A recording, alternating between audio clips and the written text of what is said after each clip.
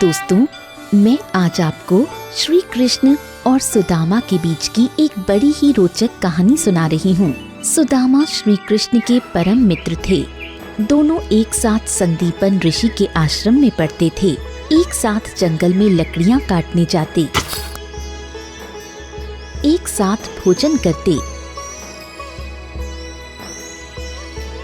और एक दूसरे से अपनी मन की बात कहते थे।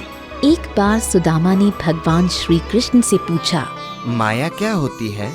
मैं माया के दर्शन करना चाहता हूँ। श्री कृष्ण ने सुदामा से कहा, फिर कभी बताऊंगा। अगले दिन सुदामा ने श्री कृष्ण से फिर से कहा, मैं माया के दर्शन करना चाहता हूँ। श्री कृष्ण ने सुदामा से कहा, चलो गोमती में स्नान करने चलते हैं। दोनों गोमती नदी के किनारे गए, अपने वस्त्र तट पर रखे और नहाने के लिए उतर गए। श्री कृष्ण ने 2 डुबकी लगाई और नहाकर वापस लौट आए और पीतांबर पहनने लगे। सुदामा ने सोचा, एक और डुबकी लगाकर मैं भी तट पर चला जाता हूँ। जैसे ही सुदामा ने डुबकी लगाई, भगवान कृष्ण ने सोचा, यही सही समय है सुदामा को माया दिखाने का। सुदामा ने अचानक देखा कि गोमती नदी में बाढ़ आ गई है और वो नदी में बहते जा रहे हैं।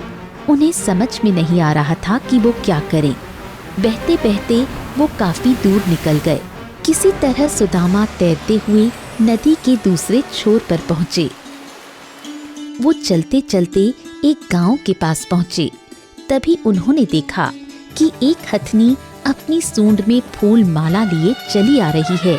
हथनी सुदामा के पास आई और उनके गले में माला डाल दी। तभी सुदामा ने देखा कि हथनी के पीछे पीछे ढोल नगाड़े बजाते हुए लोग आ रहे थे। लोगों ने महाराज की जय हो, महाराज की जय हो का नारा लगाना शुरू कर दिया। उन्होंने सुदामा को बताया, हमारे महाराज की मृत्यु हो गई है और हमारे यहाँ की प्रथा है कि हथनी जिसके भी गले में माला डाल देगी वो हमारा नया महाराज होगा। आज से आप ही हमारे राजा हैं। सुदामा को राज सिंहासन पर बैठाया गया और राज मुकुट पहनाया गया। सुदामा को ये स्वप्न जैसा ही लग रहा था कि वो राजा बन गया। उनका विवाह एक सुंदर सी राजकुमारी से करवाया गया। कुछ समय पश्चात सुदामा को 2 पुत्र हुए। एक दिन अचानक सुदामा की पत्नी बीमार पड़ गई। राज वैद्य से उसका उपचार करवाया गया, लेकिन उसकी तबीयत बिगड़ती गई और वो मर गई। सुदामा बहुत दुखी हो गया। उसकी आंखों से आंसू निकल गए और वो फूट फूट कर रोने लगा। चारों तरफ भीड़ इकट्ठी हो गई। लोगों ने सुदामा को सांत्वना दी और कहा, आपको ये शोभा नहीं देता।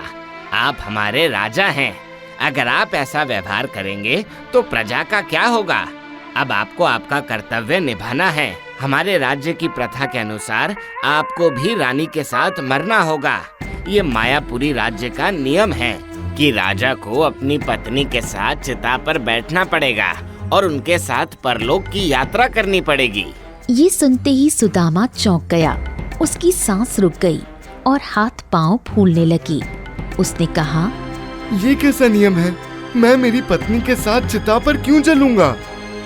लोगों ने कहा, हमारे राज्य के नियम का पालन तो आपको करना ही पड़ेगा। सुदामा अब अपनी पत्नी की मौत को भूल चुका था। उसके आंसू बंद हो गए थे। अब उसे अपने जीवन की चिंता थी। उसने तर्क दिया, मैं तो मायापुरी का वासी ही नहीं। मुझ पर आपका कानून लागू नहीं होता, इसलिए मैं चिता पर क्यों जलूंगा? लोग नहीं माने। उन्होंने कहा, आप हमारे राजा हैं और आपको यहाँ का कानून तो मानना ही पड़ेगा। आपको मरना ही पड़ेगा। अब सुदामा अपने लिए रोने लगा। उसकी आंखों से आंसू बहने लगे। उसने कहा, ठीक है, मैं मरने से पहले कुछ एकांत चाहता हूँ। सुदामा को हथियारधारी सैनिकों ने घेर लिया। पत्नी के साथ चिता में बैठने से पहले उसे नदी में नहलाने के लिए ले जाया गया। डर के मारे सुदामा कांप रहा था। उसने जल में एक डुबकी लगाई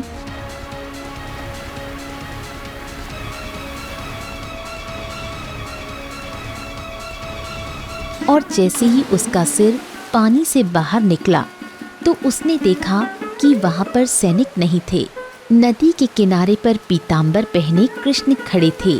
सुदामा फूट फूट कर रोने लगा। वो किनारे पर कृष्ण के पास आया। श्री कृष्ण ने सब कुछ जानते हुए भी सुदामा से प्रश्न किया। सुदामा, तुम रो क्यों रहे हो? सुदामा ने कहा, मैं जहाँ से आया हूँ वो सच है या तुम मेरे पास खड़े हो ये सच है? श्री कृष्ण हंसने लगे। तुम्हें अपने प्रश्न का उत्तर मिला या नहीं? सुदामा ने पूछा। कौन सा प्रश्न?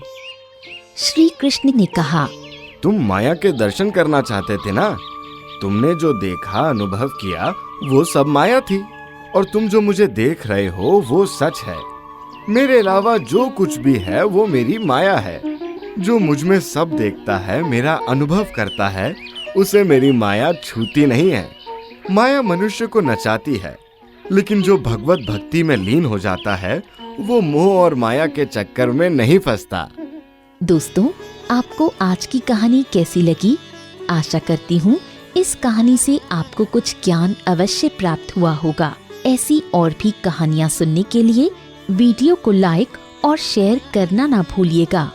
धन्यवाद।